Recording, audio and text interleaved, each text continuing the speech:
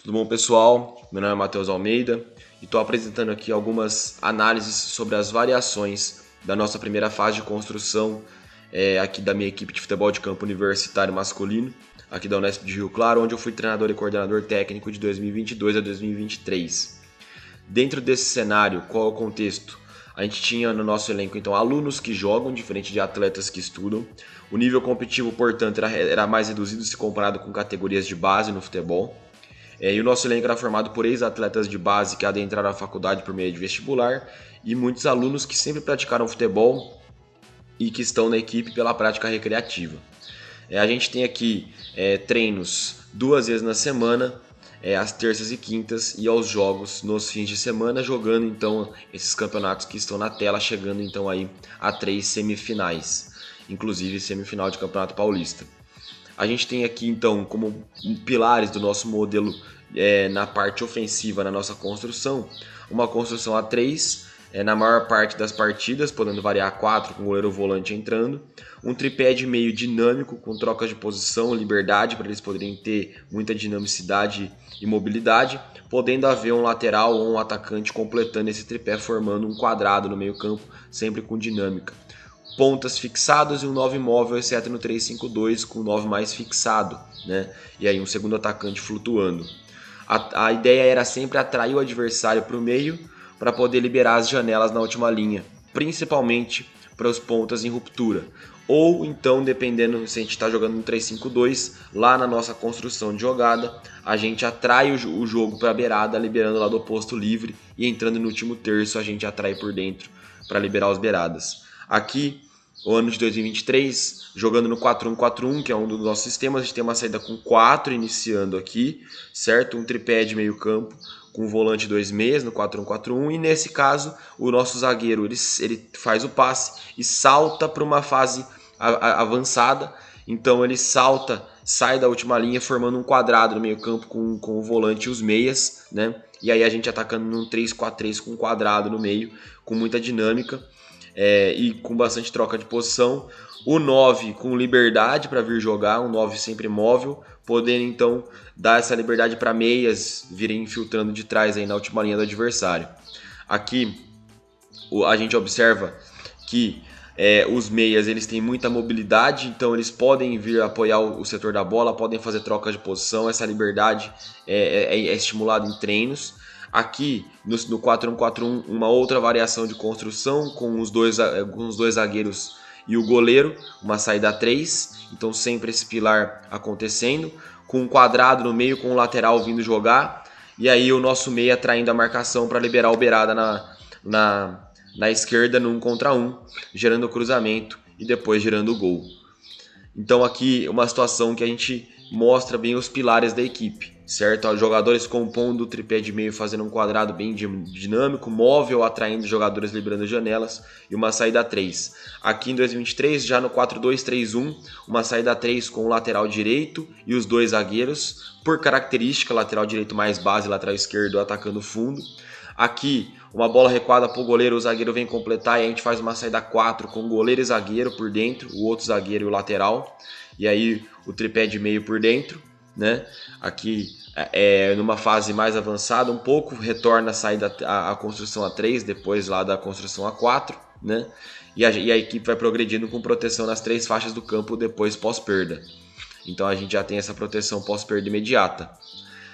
Aqui, uma liberdade para que o volante, né, possa gerar jogo nessa fase de construção, trocando de posição com os jogadores da nossa primeira linha. E aí o nosso lateral podendo apoiar tanto por dentro, como na imagem que eu mostrei, tanto pela beirada, dando amplitude e aí pesando mais a última linha. Então, alternativas ali. E aí, obviamente, alguns jogadores coordenando, né, ditando, né, essas decisões para a equipe poder se nortear, então gatilhos ali de saída de bola, certo? Aí aqui a gente mostra a equipe compactando lá da bola, os meias apoiando, e nessa situação o nosso volante vem gerar jogo pela beirada novamente, liberando o nosso lateral para uma fase mais avançada do campo, uma saída a 3 aqui com o goleiro e os dois zagueiros, e aí o volante retorna para a posição, gerando dúvida no marcador. e aí ele vai receber no meio espaço. Gera dúvida porque ou ele fecha o lateral ou ele fecha o volante recebe no meio espaço livre. Então essas trocas de posição, essa liberdade, essas trocas de posição, elas estimulam justamente isso, gerar dúvida no adversário para o nosso jogador receber livre em condições melhores de progressão. Aqui o nosso tripé de meio campo aproximado e o nosso volante recebe numa fase mais avançada, né, do campo, nessas trocas de posição, atrai a marcação, liberando a progressão, e aí a gente pesa a última linha com 4 e uma bola descoberta aí do nosso meia progredindo, buscando as infiltrações. Num outro lance aqui na semifinal do Campeonato Paulista, já jogando no 3-5-2 aqui com 3 zagueiros, a gente tem aqui uma compactação do lado da bola. Então a gente busca aglomerar os jogadores do lado da bola, liberando o lado oposto, ou se a gente tiver em vantagem numérica lá no setor da bola, a gente infiltra do lado da bola, como foi feito nessa jogada, certo? Aqui, outro exemplo, 3 zagueiros novamente, a gente podendo também ter a variação com o goleiro vindo jogar e fazendo uma saída 4, abrindo um pouco mais, dando mais amplitude nessa construção. Então aqui a gente faz essa saída e o zagueiro direito, aqui na direita, ele vai liberando mais, ele vai apoiando um pouco mais por dentro. E aí a gente configura uma saída 3. E aqui a gente pode ver um quadrado de jogadores de meio que vem buscar esse jogo por dentro, né, com o segundo atacante vindo buscar e o 9 mais fixado, né? E aí o objetivo é atrair para um lado e retirar para o lado oposto para a gente poder entrar no último terço. Aqui a bola chega no nosso zagueiro esquerdo, o time compacta para o lado da bola, os jogadores saem das suas posições para compactar do lado da bola, fazer essa vantagem numérica nesse quadrado amarelo, tendo então aí 3 jogadores para retirada, um zagueiro, o outro zagueiro que avançou um pouco mais e o nosso beirada lá no lado oposto, em vantagem. Aqui a gente mantém a bola, a gente entra com a bola no bloco adversário para justamente atrair o adversário para esse lado da bola. A gente consegue então trocar passes sob pressão e aí retira para o lado oposto livre, atraindo o adversário então para esse lado, retirando para o lado oposto livre para poder entrar no último terço do campo.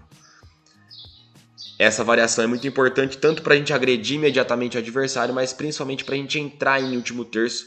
Aí a gente constrói com uma saída 3 com os 3 zagueiros entrando em zona 2 ali do campo. E aí a posse é mantida. No lance seguinte, que a gente vai poder ver, aí sim, um lance que gera gol. A gente entra no último terço do campo.